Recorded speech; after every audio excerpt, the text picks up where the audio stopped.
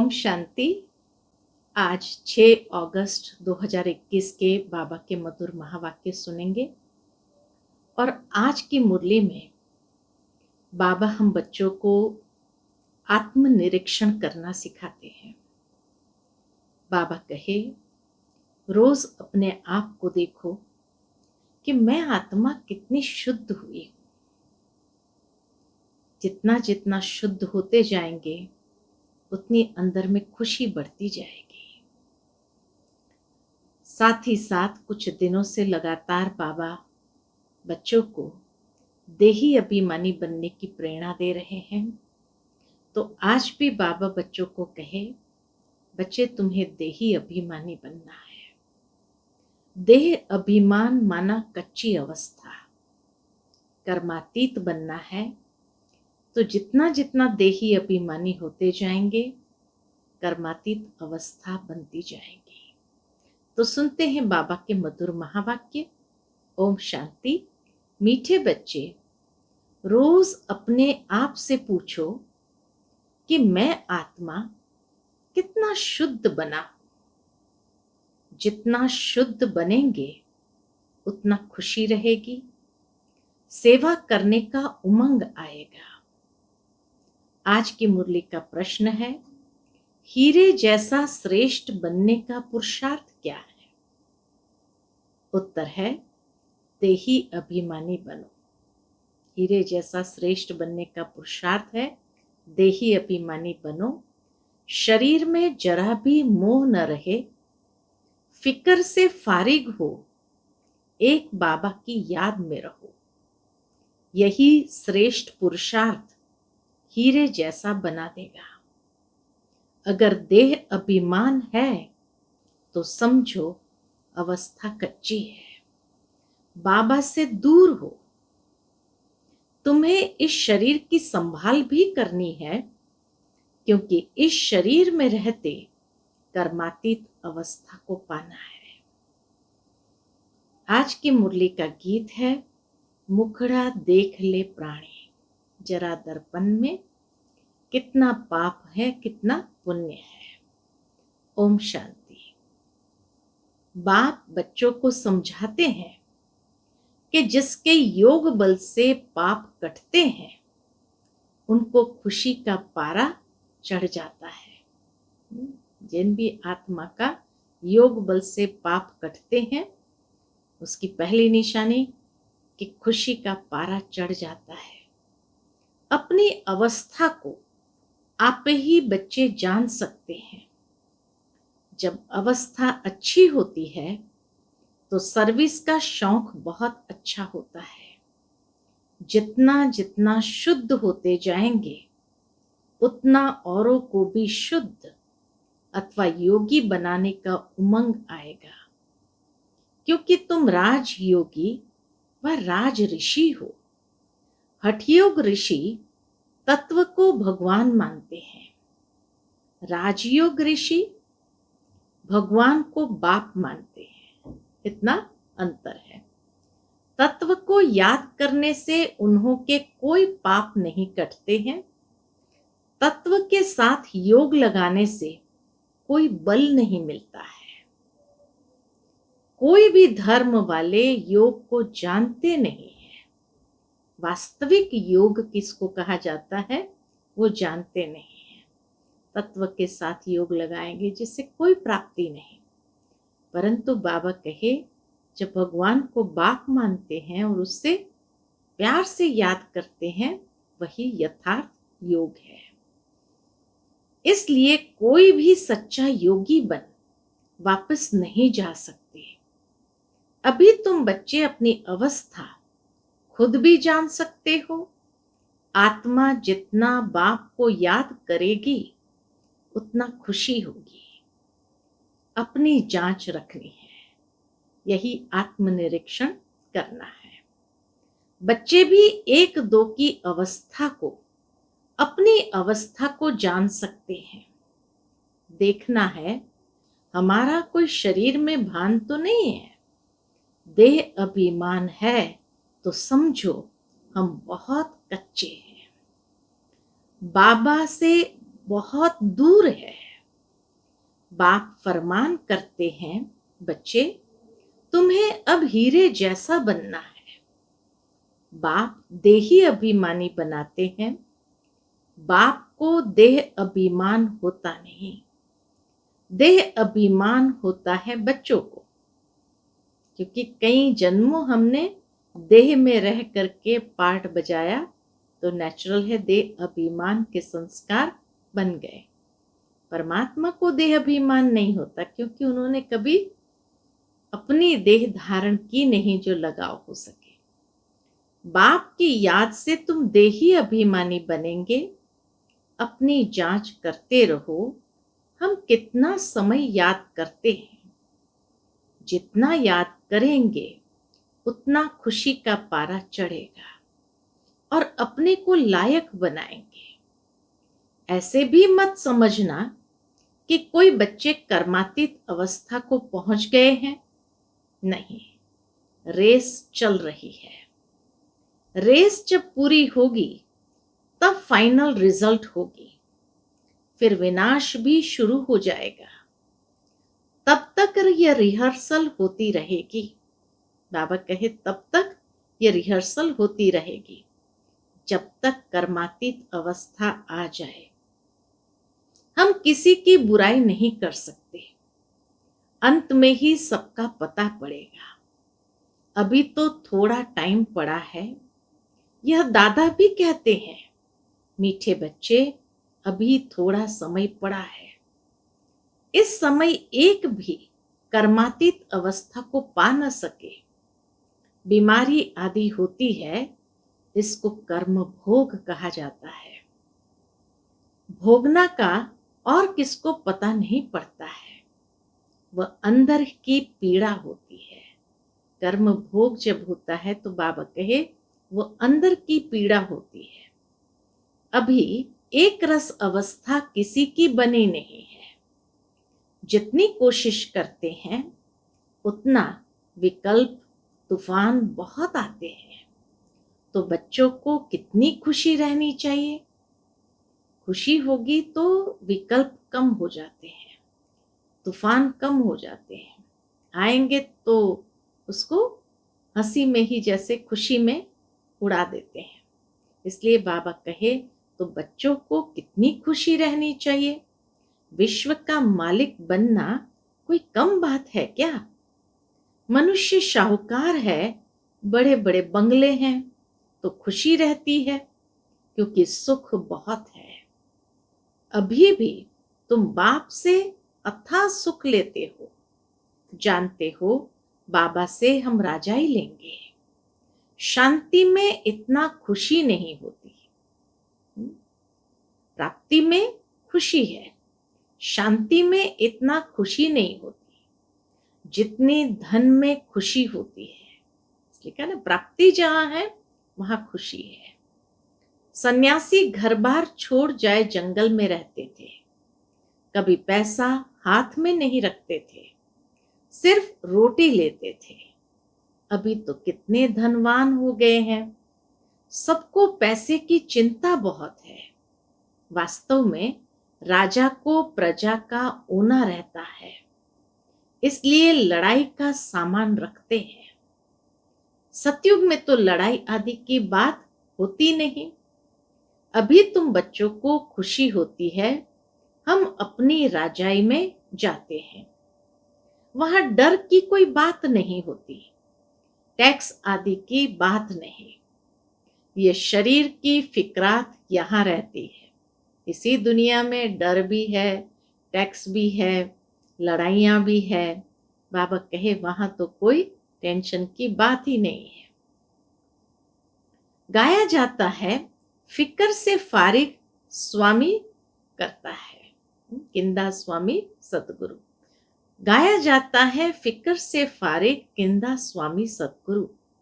तुम जानते हो, फिक्र से फारिग होने के लिए अभी हम इतना पुरुषार्थ करते हैं, फिर 21 जन्म लिए कोई फिक्रात नहीं रहेगी। बाबा को याद करने से तुम बहुत अडोल रहेंगे। रामायण की कथा भी तुम्हारे पर है। तुम ही महावीर बनते हो। आत्मा कहती है हमको रावण हिला नहीं सकता, वह अवस्था पिछाड़ी को आएगी, अभी तो कोई भी हिल जाएंगे। फिक्रात रहेगी, जब विश्व में लड़ाई लगेगी तब समझेंगे अब टाइम आ गया है। जितना बाप को याद करने का पुरुषार्थ करेंगे उतना फायदा होगा। पुरुषार्थ करने का अभी ही समय है, फिर तो विनाश की धूमधाम होगी। हाँ, बाबा कहे फिर तो विनाश की धूमधाम होगी। अभी तो शरीर में भी मोह रहता है ना। बाबा खुद कहते हैं शरीर की संभाल रखो, अंतिम शरीर है, इसमें ही पुरुषार्थ कर कर्मातीत अवस्था को पाना है। जीते रहेंगे, बाबा को याद करते रहेंगे। बाप समझाते हैं बच्चे जीते रहो, जितना जिएंगे उतना बाप को याद कर उच्च वर्षा लेंगे। अभी तुम्हारी कमाई होती रहती है। शरीर को निरोगी तंदुरुस्त रखो, गफलत नहीं करनी है। खान पान की संभाल रखेंगे तो कुछ नहीं होगा। सिखाते हैं बाबा कैसे बैलेंस से चलना है। शरीर की भी संभाल हो तो आत्म उन्नति भी होती रहे। खान पान की संभाल रखेंगे तो कुछ नहीं होगा। एक रस चलन से शरीर भी तंदुरुस्त रहेगा। यह अमूल्य तन है, इसमें पुरुषार्थ कर देवी देवता बनते हो तो बलिहारी इस समय की है। खुशी रहनी चाहिए, जितना बाप और वर्षे को याद करेंगे उतना नारायणी नशा चढ़ा रहेगा। बाप की याद से ही तुम ऊंचते ऊंच पद पाएंगे। देखना है हम कितना खुशी में, कितना फकुर में रहते हैं। गरीबों को तो और ही खुशी रहनी चाहिए, शाहूकारों को तो धन का फिक्र रहता है। तुम्हारे में कुमारियों को कोई फिक्र नहीं है। टेंशन की बात बाबा कहे जिनके पास बहुत धन है, शाहूकार है, उनको रहता है। बाकी कुमारियों के पास कुछ नहीं तो उनको कोई फिक्र की बात नहीं। हाँ, कोई के मित्र संबंधी गरीब है तो संभाल रखनी पड़ती है, जगाते भी रहना है, बार बार उनको जगाते भी रहना है। अगर नहीं जगते हैं तो फिर कहाँ तक मदद करते रहेंगे।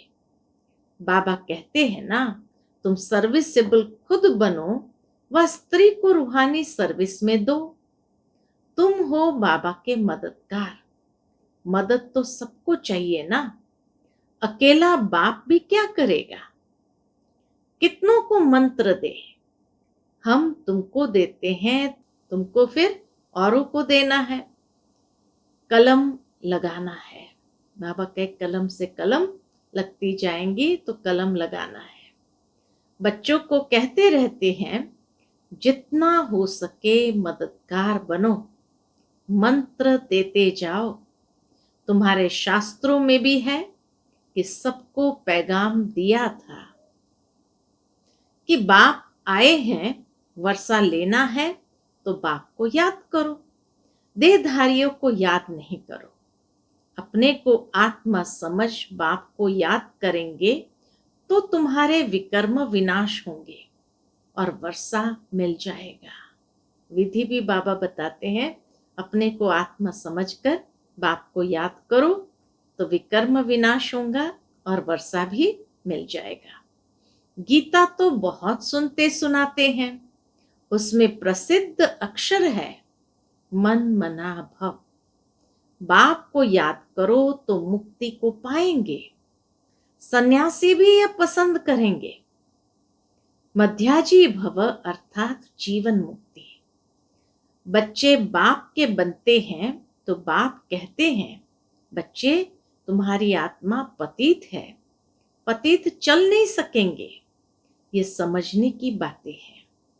तुम भारतवासी सतो प्रधान थे, तमो प्रधान बने, अब फिर सतो प्रधान बनना है।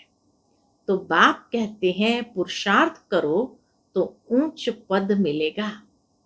भक्ति तो जन्म जन्मांतर करते आए हैं। तुम जानते हो पहले पहले अव्यभिचारी भक्ति शुरू हुई। अभी कितनी व्यभिचारी भक्ति है। शरीरों की भी पूजा होती है, वह है भूत पूजा। देवताएं फिर भी पवित्र है, परंतु इस समय तो सब तमो प्रधान है, तो पूजा भी तमो प्रधान होती जाती है। अभी बाप को याद करना है। भक्ति का अक्षर कोई नहीं बोलना है। बाबा ने ज्ञान का शब्दकोश दिया है, जो बाबा कहे तुम्हें भक्ति के अक्षरों को नहीं बोलना है। हाय राम, कौन से अक्षर भक्ति के नहीं बोलना है? हाय राम, यह भी भक्ति का अक्षर है। ऐसे कोई पुकार नहीं करनी है। मन मना भाव का अक्षर जरूर देना है, लेकिन बाबा कहे हाय राम, बड़ी आह भर करके राम कहना, ये अक्षर नहीं बोलना है। ऐसे कोई पुकार नहीं करनी है। इसमें कुछ भी उच्चारण करने की बात नहीं। ओम शांति भी घड़ी घड़ी नहीं कहना है। शांति माना अहम आत्मा शांत स्वरूप है, सो तो है ही। इसमें बोलने की बात नहीं रहती। दूसरे कोई मनुष्य को कहेंगे ओम शांति, वह तो अर्थ जरा भी नहीं समझेंगे। वो लोग तो ओम की बड़ी बड़ी महिमा करते हैं। कहते हैं ना, ओम के 100 मतलब है, तो बड़ी बड़ी महिमा करते हैं। तुम तो अर्थ समझते हो, फिर ओम शांति कहना भी फालतू है। हाँ, एक दो से ऐसे पूछ सकते हो, शिव बाबा की याद में हो। जैसे हम भी बच्ची से पूछता हूं, यह किसका श्रृंगार करती हो? लच्छू दादी बाबा के रथ को संभालती थी, तो इसीलिए बाबा बच्ची से पूछता हूं कि यह किसका श्रृंगार करती हो? बोलती है शिव बाबा के रथ का। यह शिव बाबा का रथ है ना। जैसे हुसैन का रथ होता है ना, घोड़े को श्रृंगार करते हैं। घोड़े का अर्थ नहीं समझते हैं। धर्म स्थापन करने वाले जो आते हैं, उनकी आत्माएं पवित्र होती है। पुरानी पतित आत्मा धर्म स्थापन कर न सके। तुम धर्म स्थापन नहीं करते हो, शिव बाबा तुम्हारे द्वारा करते हैं। करने वाला तो शिव बाबा है। देवता धर्म, क्षत्रिय धर्म और अभी ब्राह्मण धर्म, लेकिन बाबा कराते हैं हमारे द्वारा। तो शिव बाबा तुम्हारे द्वारा करते हैं, तुमको पवित्र बनाते हैं। वो लोग भक्ति मार्ग में बहुत श्रृंगार आदि करते हैं, यहाँ श्रृंगार पसंद नहीं करते। बाबा तो सिंप्लिसिटी में मानते हैं, तो इतना श्रृंगार पसंद नहीं करते। बाप कितना निरहंकारी है। खुद कहते हैं हम बहुत जन्मों के अंत के भी अंत में आता हूं।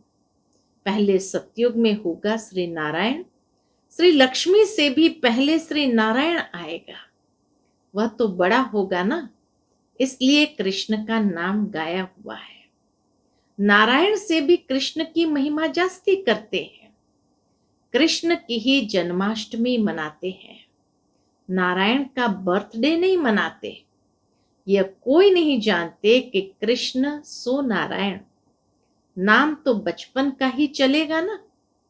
फलाने ने जन्म लिया, उसका बर्थडे मनाते हैं, इसलिए कृष्ण का ही मनाते हैं। नारायण का किसको पता नहीं। पहले पहले शिव जयंती, फिर है कृष्ण जयंती, फिर राम की जयंती। शिव के साथ गीता का भी जन्म होता है। शिव बाबा आते ही है बहुत जन्मों के अंत के जन्म में। बुजुर्ग अनुभवी रथ में ही आते हैं। कितना अच्छा समझाया हुआ है, तो भी किसकी बुद्धि में नहीं आता। बाप कहते हैं यह ज्ञान प्राय लोप हो जाता है। जब मैं आकर सुनाऊं तब तुम भी सुना सकते हो। अभी तुम बच्चे जानते हो हम भविष्य में एक्यूरेट यह देवी देवता बनेंगे। बाबा ने 2-3 प्रकार के साक्षात्कार किए थे। साकार बाबा ने 2-3 प्रकार के साक्षात्कार किए थे। यह बनूंगा, ताज वाला बनूंगा, पगड़ी वाला बनूंगा। 2-4 राजाए के जन्मों का साक्षात्कार किया था। अभी तुम समझ सकते हो। इन बातों को दुनिया में और कोई समझ नहीं सकते। हाँ, इतना समझते हैं अच्छा कर्म करेंगे तो अच्छा जन्म मिलेगा। अभी तुम पुरुषार्थ ही भविष्य के लिए कर रहे हो, नर से नारायण बनने का। तुम जानते हो हम यह पद पाएंगे। ये खुशी जास्ती उनको रहेगी, किनको रहेगी? बाबा कहे ये खुशी जास्ती उनको रहेगी जो कर्मातीत अवस्था को पाने का पुरुषार्थ करते रहते होंगे। कहते हैं बाबा हम तो मम्मा बाबा को फॉलो करेंगे, तब तो तख्त पर बैठ सकेंगे। यह भी समझ चाहिए कितनी हम सर्विस करते हैं और कितना खुशी में रहते हैं। खुद खुशी में रहेंगे तो दूसरों को भी खुशी में लाएंगे। अंदर कोई खराबी होगी तो दिल खाती रहेगी। कोई कोई आकर कहते हैं बाबा हमारे में क्रोध है, ये भूत है हमारे में। फिक्र की बात हुई ना, भूत को रहने नहीं देना चाहिए। क्रोध क्यों करे, प्यार से समझाना होता है। बाबा कोई पर क्रोध थोड़ी करेंगे। शिव बाबा की महिमा है ना, बहुत फालतू झूठी महिमा भी करते हैं। बाबा कहे बहुत फालतू झूठी महिमा भी करते हैं। मैं करता क्या हूं, मुझे कहते हैं आकर पतित से पावन बनाओ। जैसे डॉक्टर को कहते हैं हमारी बीमारी दूर करो, वह दवाई दे इंजेक्शन लगाते हैं। सो तो उनका काम ही है, बड़ी बात थोड़ी है। पढ़ते ही सर्विस के लिए, जास्ती पढ़ते हैं तो जास्ती कमाई करते हैं। बाप को तो कोई कमाई नहीं करनी है, उनको तो कमाई कराना है। बाबा कहते हैं मुझे तुम अविनाशी सर्जन भी कहते हो। यह जास्ती महिमा कर दी है। पतित पावन को कोई सर्जन नहीं कहा जाता, यह सिर्फ महिमा है। बाप तो सिर्फ कहते हैं मुझे याद करो तो तुम्हारे विकर्म विनाश होंगे। बस मेरा पाठ ही है तुमको यह समझाने का कि माम एकम याद करो। जितना याद करेंगे उतना उच्च पद पाएंगे। यह है ही राजयोग का ज्ञान। गीता जिन्होंने पढ़ी है उनको समझाना सहज होता है। तुम पूज्य राजाओं के राजा बनते हो, फिर पुजारी बनेंगे। तुमको मेहनत करनी है। तुम विश्व को पवित्र बनाते हो, कितना भारी मर्तबा है। तुम सब उंगली देते हो इस बात के लिए कलयुगी पहाड़ को पलटाने। बाकी पहाड़ आदि कुछ भी है नहीं। अब तुम जानते हो नई दुनिया आनी है, इसलिए राजयोग जरूर सीखना है। बाप ही आकर सिखलाते हैं। सतो प्रधान बनना है। जो कल्प पहले बने होंगे उनको समझाने से जचेगा। बात तो ठीक कहते हैं। बरोबर बाप ने कहा था मन मना भव। अक्षर संस्कृत है, बाप तो हिंदी में कहते मुझे याद करो। सिंपल भाषा में बाबा कहते हैं मुझे याद करो। अभी तुम समझते हो हम कितना उच्च धर्म उच्च कर्म वाले थे। तब तो गायन है 16 कला संपूर्ण संपूर्ण निर्विकारी। अब फिर ऐसे बनना है, अपने को देखना है कहाँ तक हम सतो प्रधान बने हैं, पावन बने हैं, कहाँ तक नरकवासियों को स्वर्गवासी बनाने की सेवा करते हैं। अच्छा, मीठे मीठे सिकिलते बच्चों प्रति माता पिता बाप दादा का याद प्यार और गुड मॉर्निंग। रूहानी बाप की रूहानी बच्चों को नमस्ते। हम सब रूहानी बच्चों की रूहानी माता पिता बाप दादा को याद प्यार, गुड मॉर्निंग और नमस्ते नमस्ते। शुक्रिया बाबा, शुक्रिया। आज की मुरली से धारणा के लिए मुख्य सार। पहली पॉइंट, बाप समान निरअहंकारी बनना है। इस शरीर की संभाल करते हुए शिव बाबा को याद करना है। रूहानी सर्विस में बाप का मददगार बनना है। दूसरी पॉइंट है, अंदर में कोई भी भूत को रहने नहीं देना है। कभी किसी पर क्रोध नहीं करना है। सबसे बहुत प्यार से चलना है। माता पिता को फॉलो कर तख्त नशीन बनना है। आज का बाबा का मधुर वरदान है, सहन शक्ति की विशेषता द्वारा दूसरे के संस्कारों को परिवर्तन करने वाले दृढ़ संकल्पधारी भव। बहुत सुंदर बात बाबा ने कही। सहन शक्ति की विशेषता द्वारा दूसरे के संस्कारों को परिवर्तन करने वाले दृढ़ संकल्पधारी भव। जैसे ब्रह्मा बाप ने ज्ञानी और अज्ञानी आत्माओं द्वारा इंसल्ट सहन कर उसे परिवर्तन किया, तो फॉलो फादर करो।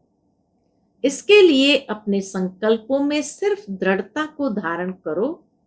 यह नहीं सोचो कि कहां तक होगा, सिर्फ थोड़ा पहले लगता है कैसे होगा, कहां तक सहन करेंगे। लेकिन अगर आपके लिए कोई कुछ बोलता भी है तो आप चुप रहो, सहन कर लो, तो वह भी बदल जाएगा। सिर्फ दिल शिकस्त नहीं बनो। आज का स्लोगन है, संगम पर सहन कर लेना, झुक जाना, यही सबसे बड़ी महानता है। संगम पर सहन कर लेना, झुक जाना, यही सबसे बड़ी महानता है। अच्छा, ओम शांति।